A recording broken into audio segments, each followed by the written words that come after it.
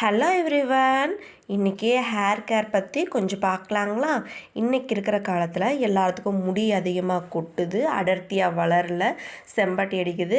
இப்படி பல ரீசன்ஸ் இருக்குது.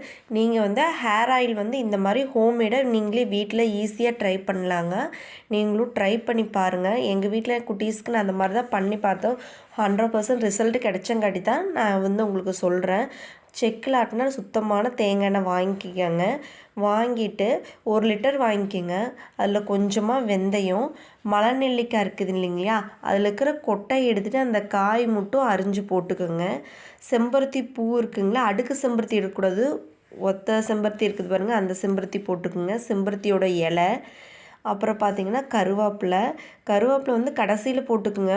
முன்னாடியே போட்டிங்க அப்படின்னா ரொம்ப கருகிரும். கரிசலாங்கண்ணி கீரை, அப்புறம் பார்த்திங்கன்னா கருஞ்சீரகம், இதெல்லாமே போட்டு நல்லா காய்ச்சுங்க. ஒரு 10 நிமிஷம் மாட்டம் நல்லா பாயில் பண்ண நல்லா விடுங்க. அதுக்கப்புறம் கருவேப்பிலை போடுங்க. அதுக்கப்புறம் வெட்டுருங்க ஒரு 2 நாளைக்கு. அதுக்கப்புறம் வடிகட்டி ஒரு பாட்டிலில் ஃபில் பண்ணி எடுத்துக்குங்க. இப்படி டெய்லி நீங்கள் தேய்ச்சிட்டு வர உங்களுக்கு 100% ரிசல்ட் கிடைக்கும். நம்ம சேனலை பிடிச்சிருந்தா சப்ஸ்கிரைப் பண்ணிக்கோங்க.